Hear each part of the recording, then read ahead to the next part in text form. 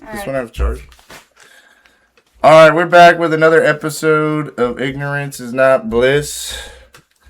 Got a couple things I want to talk about today. The Odyssey has opened up with $250 million in the first weekend. It's looking pretty good first weekend, but I knew it would do good on the first weekend. They still need to make $500 to $700 million to break a profit. So we'll see how they do on weekend 2. I think they'll probably make like $100 million, and then like it'll just really slow down after that. I mean, anyone who wanted to see it seems to be seeing it now. So, and then I looked at the theater showings. The like regular theaters are so bad. It is only IMAX that people are going to. So they're saying there's like 70 something IMAX theaters across the world, and that yeah, there's like I looked it up on the other episode I did with Evil Jamie and forget what it was, but there's not that many true ones in the U.S. too. So there's 70 in the world, and there's like 35 in the U.S. or something. And there is one in Sacramento. I checked, and like all those showings are full. But there's like 4 showings on it in a day, right? Because it's like a 3-hour movie. So there's no way I'm going to be able to sit 3 hours of an American. People said they were clocking out. There's no way. The Metacritic reviews are at like 5.1 out of 10. It is like the actual review sites that have been letting reviews for it. People were saying like some people walked out an hour out. The audio is fucking terrible. Well, they said that like. And then people were like trying to like they've been saying like, oh, Elliot Page only got 10 minutes of screen time, and the Black Helen bitch only got 6 minutes or some shit. But it's like, if Gladiator had 10 minutes of Elliot Page, wouldn't that fuck up the whole fucking movie? Like, what, you know what I mean? Like, this is still doesn't, I don't know. You fucking mix in the shit. Even if the rest of the movie is good, 10 minutes of Elliot Page is painful. You know what I mean? Like, and every scene I've seen from her that got leaked on Twitter was just funny. But yeah, so we'll see how it does next weekend, and that was about what I had on that. And then yeah, there was just one other little thing I want to talk about before I got into my main subject. It looked like it was pretty funny that Sonny Hostin's son got arrested. That's just chick on The View, and then she was like on the phone, like telling her son, like, tell them your mom's a federal prosecutor and all this, and it's just like, oh my god, I hate those women on The View. Have you ever watched The View? I can't stand them. The clips? I can't stand them. Who's your favorite lady from The View? There's like one that's semi-reasonable. A little bit. Yeah, but I feel like don't they have like interchanging ladies? Yeah, it could have been like a guest star, honestly. I don't even. But like some of the shit they say, like I mean, Whoopi is fun to just kind of watch what sort of crap comes out of her mouth. Did you see some of the clips from JD Vance going on? That was pretty funny. No, I didn't. He went on The View. Actually, it was pretty good. And yeah, that's brave of them to have JD Vance. Her son got arrested, and she tried to freaking use her power. It was a strange situation, and it's a funny clip that went viral. So if you haven't seen that, you can watch the body cam footage of her son getting arrested. And she shows up at the end to pick him up, and she looks pretty defeated. It's a nice thing to watch, kind of like Don Lemon, you know. Hopefully, get some body cam footage of him getting arrested one day. That would be great. And then, yeah, the main thing I wanted to talk about, like, I was thinking about this week is just, like, a weird, like, thought of mine. And it's, like, I feel like we've been, like, trained to not believe anecdotal evidence is I guess, the word. Like, we're not supposed to believe our eyes and ears. Yet, like... And then it's also, like, you try to use stats to argue with people. It's, like... Oh, you can't use stats for that's not like I don't know. It's just but like I was thinking about it. It's like I see the world degrading around me, and then the stats usually come out like years later to back it up, and like the stats are usually like late. So even though some of the stats back up most of my like or a lot of the statistics back up most of what I'm saying, it's like you have to. I feel like you have to believe what you see around you. Like as well. And like, I feel like we've been taught like not to believe that. I don't know. It's like kind of like. Well, that can go both ways though. Yeah, but it's just like. Because then you get people who are super delusional, like the woke left, that is completely so convinced in their own convictions, right? Yes. And it's exactly what you're saying they're doing. They're believing everything they see. Well, and they're convicted. No, I'm saying I'm not saying believe everything you see. I'm saying we've been taught, like, if you see fucking some ghetto irrational behavior, like, we've been taught, like, oh, it's not racist, that's just like an anomaly or some shit, right? But it's like you keep seeing shit over and over again in your life. At what point are you supposed to not be like, you know what I mean? One time is what is it called? They said one time is a coincidence, the second time is something else, and then the third time it's a probability or something. I forgot there's a phrase for it. But just like, so yeah, I agree with what you say. Like, yeah, that you got to take, like, you know, like the first time, like, it might just be a coincidence, but it's like. It requires critical thinking, which a lot of people are not taught. And I think that's where you're trying to get at. Is that so critical thinking, they start teaching you this in 6th grade when you're starting to write your essays with backup research and stuff.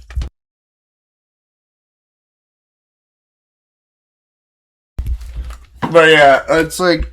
So that's when they start teaching you, right? Supposedly. I don't know what they're teaching now in 6th grade, but all I know is that that's at the age of 11, 12 is that's when your brain can finally start critically thinking. Yeah. Or at least understanding the concept of it. Yeah. And so that's what you're getting at, is people do not have critical thinking skills. Therefore, they're not able to put the 2 and 2 together and start finding a pattern and now believe their convictions. Yeah. And another thing is, too, it's like, I don't know, like, how do I phrase this without coming off as extremely racist, which I am. Just do it. It's like. Rip the Band-Aid off. It's like. One way I think about it is like white societies, right? And like how I've personally noticed that the best societies and like people and communities in my life have all been around like white people majority. And like, you know, it's like, and then you go live around other people and you see how they live and you see, you know, like how things are different in different areas. And you're supposed to be told over and over again, you know, that's not about race, it's about money. It's about, like, you know, they're poor, they're what this or whatever. But so I've met and interacted like with all walks of life, you know, because I live in such a diverse place. California's so diverse that I've just met and interacted and worked with multiple different communities and lived around them and whatnot. And I seem to have found just anecdotally that white people are less violent and, like, you know, just seem to be better and contribute more to society. So, but it's like, and then I was like, there's been some stuff coming out on X, like, it's been going on for years. I've been seeing it, but like, you know, a lot of like,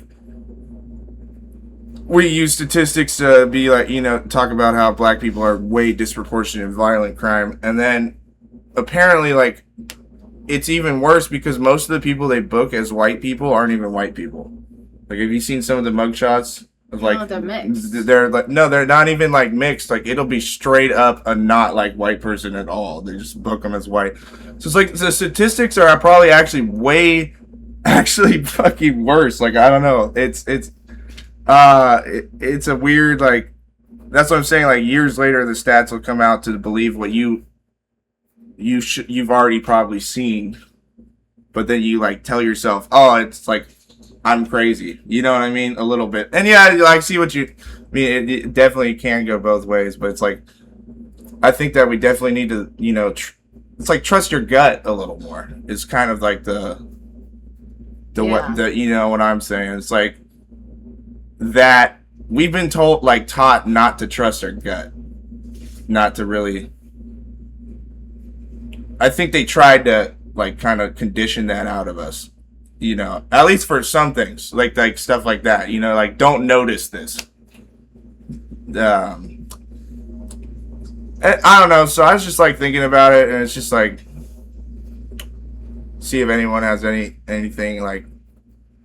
I'm sure there's gonna be someone that says some shit about like, what they think, some crazy shit about how gentle parenting is okay or something. But have you read your comments on a podcast? On which one?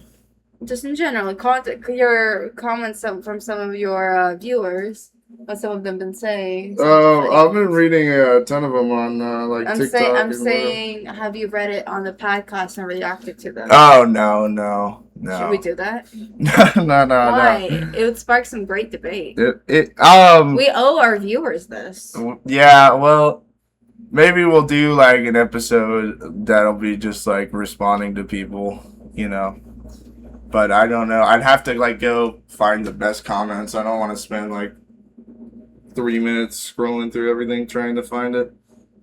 There were definitely some good ones, and also some that I probably can't read without get banned.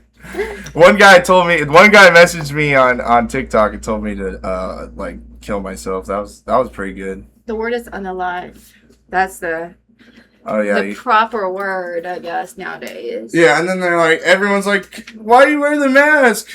You shouldn't be wearing the mask. That's one of the, like, every video, like, you're so lame to wear the mask. It's like, yeah, because you're gonna crazy. You're all trying to fucking, like, see, like, who I am to fucking should we pull a Steven Crowder and then, like, find them and then print out their comments and then, like, show it to them? Do you mean this? That's the main reason I had to bring you here, is the other main thing they call me is an incel, so. Oh. Here's my wife, everyone. Hello. I am married with 2 kids. That's our changing station back there. That's why I'm out here with my computer set up.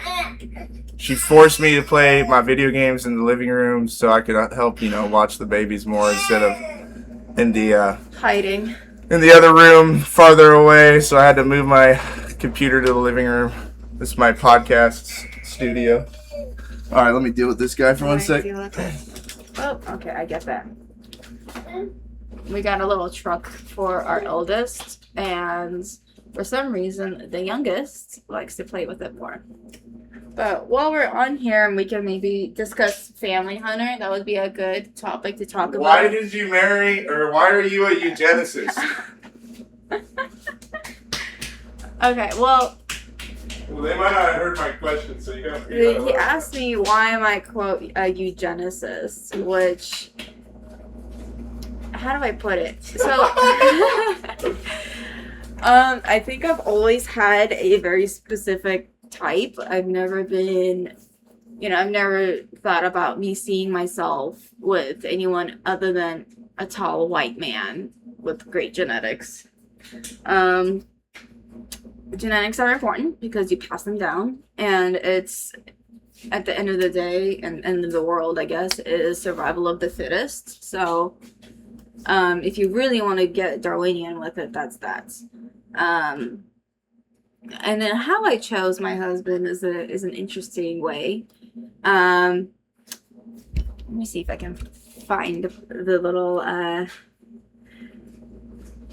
So, my dad showed this to me. So how Germans were allowed to select their mates or wives, husbands, or whatever. There's a literal chart.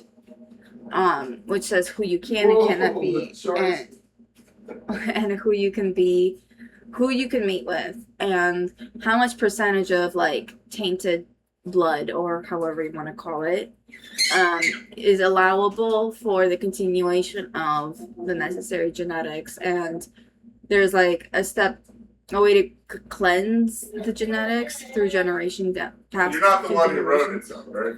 Me? I'm not the one who wrote it. Nazis did. But not to say, I chose myself a nice German man. No, my husband's Swedish. But there's some German in there. There's some very small German. I'm not primarily German. But yeah, that was interesting. And I've always told myself that I'm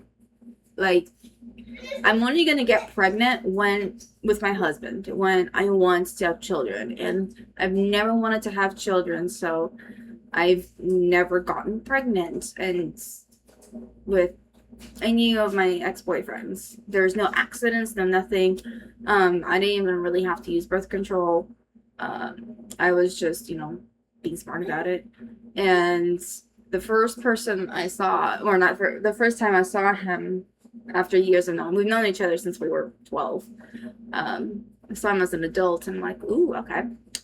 And then the second time I saw him, I'm like, okay, this might be my husband. And then the third time, okay, he's going to be the father of my children. And there you go. And that's how it is.